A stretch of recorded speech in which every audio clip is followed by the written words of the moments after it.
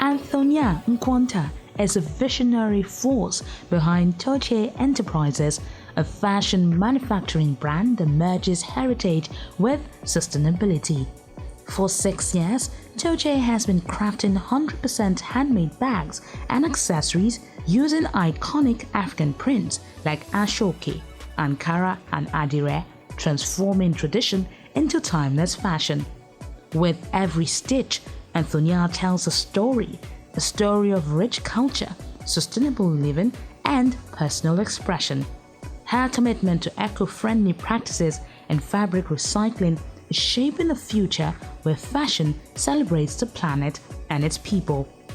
Through community programs and internships, Anthonia empowers the next generation, ensuring that her impact extends far beyond the runway. Thoche Enterprises, where tradition, style, and sustainability beautifully collide.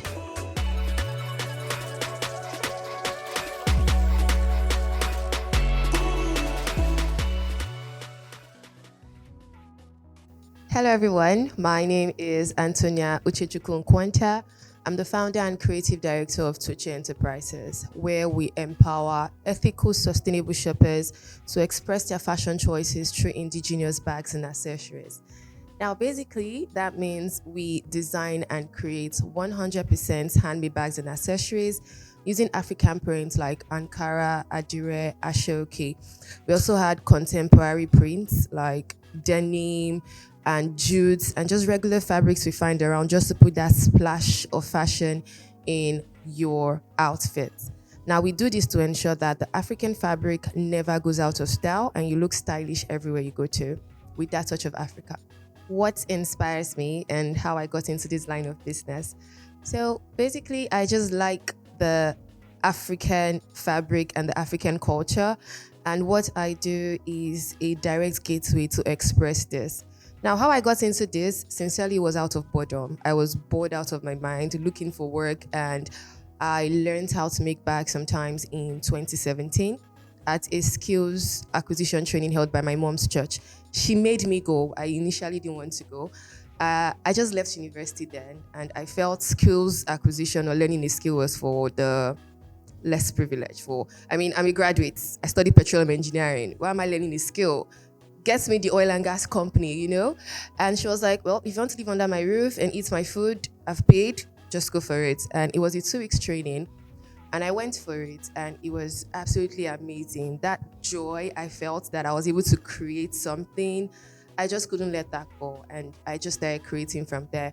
So in as much as I like the money, I didn't start for the money. It was just something I loved doing, and I enjoyed the creative process that comes with it. My success story starts with every positive and negative review I get from my clients, because the negative reviews make me sit up and buckle up and do something better, and the positive review is what keeps me going on days when I feel like, you know what, I'm done, I just want to rest, this is stressful. And so the positive reviews keep me going, and it makes me think about the reason behind the process of what I do, the reason behind why I do what I do. And the joy of creating such products keeps me going. So in the case of empowerment, I actually offer free trainings for youths that just left secondary school. So I don't charge them. Most of them comes from my church that I used to attend before, and they send the youths after they're done with school, and they stay with me right till they get into the university. And I don't charge for it because I feel it's a way of me giving back and ensuring that they have something to do when they get into school. One thing I always tell them is, forget about the money part. Just enjoy the process of what you do. And if you have a skill, there is nothing you cannot do, because it's a process that keeps your brain turning. You're looking at a design and you're thinking of how to bring it down, take it back up. You make mistakes, you sit up and you try to re-strategize and bring it back to life. So that's one thing I'm really proud of. Like, that's one of my greatest accomplishments. The fact that I can teach people how to do what I do, and they all enjoy the process. So the most challenging part of what I do is sourcing for materials. It might sound basic, but it's one of the most challenging aspects, because when you're working on a bag design, you have to picture it in its entirety. Okay, what fabric will I work, like what fabric would work well with this design? Am I using Ankara? Am I using Adire? Am I using Ashoke? What is going to fit into this bag? Is it going to be a work bag that a laptop can fit into? Or is it something casual, something for church, something for a wedding? So the thought process that goes through your mind or through my mind when I'm designing this process is strenuous. And you also need to consider, okay, the accessories. Am I importing the accessories? Are these items I can find in my local market? So when I'm working on a new collection or a new bag design, I have to sit down and sketch. I'm a terrible artist, by the way, but it gets the work done. I mean, look at my product. So forget the drawing aspect. You have to sketch what you have to do and then come up with the designs and everything. And I think one of the most challenging phase I went through was losing my mom 2 months ago. And I was working on a design. I was working on a collection and I saw her that morning and like 5 hours later she was gone. So it wasn't like she was sick or anything. So that really threw me off balance and I had to like start over. And I had a collection that I said I was going to launch in December, but I told myself that I was going to pack pedal and launch it in November. So I launched a new collection November 18th, which was her birthday, because I felt it was the perfect avenue to honor her memory. And I named the collection the Iyomai collection, which means our mother. Iyomai in Ora, my mom is from Edo State. Iyomai in Ora means our mother. So I launched that collection and it's been an amazing process. I've got lots of positive feedbacks because there was a story behind every bag design, and it took me back to how I started it because all this year won't be possible without my mom. So, why did I choose the Afrocentric route? Now, it took a while for me to niche down because when I learned how to make bags, the person who trained me taught me on a variety of materials. So I was using both leather, I was using Ankara. I didn't even know there were different grades of Ankara. I mean, there was small, there was medium, there was big. I had no idea about all of that because remember, I didn't start this as a business. I just started it as something to keep me busy.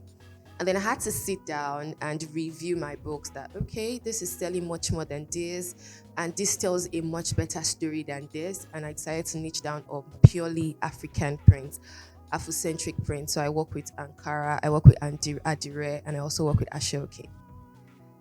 If I wasn't running Thoche Enterprises, I'll probably be in the TV and radio business. I think I always like talking. I like the sound of my voice. Take it however you want to take it. But I do like the sound of my voice. So I think I would be in the media industry. Hi, Uche. Hi. Good to have you here. Thank you so much for having me. So tell us a bit about what you do, just a little bit. Just a little bit. Okay.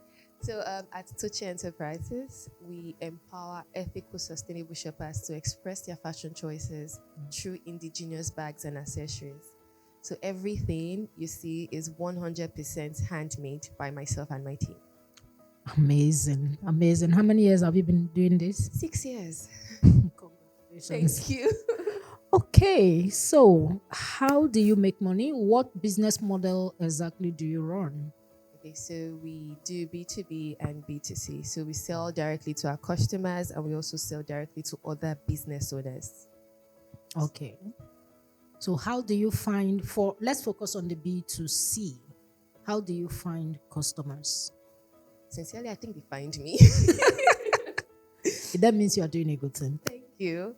So I mostly use social media, and although I have like a workshop, but it's not a working space or a showroom, it's a production facility. Awesome. But most times people say, oh, I want to see, because they've been scammed so many times. And I'm like, fine, that's okay, you can come, but just note, you're not going to see bags on display. You're going to see myself and my team working. Right. So I mostly use social media platforms, Instagram, TikTok, Pinterest.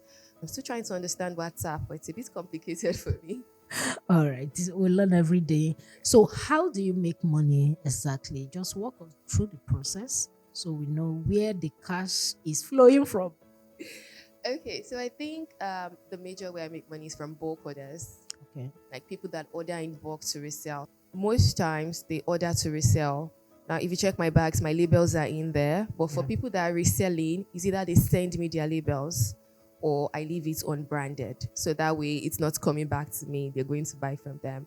that's one of the major ways I make my money. Awesome. Thank you.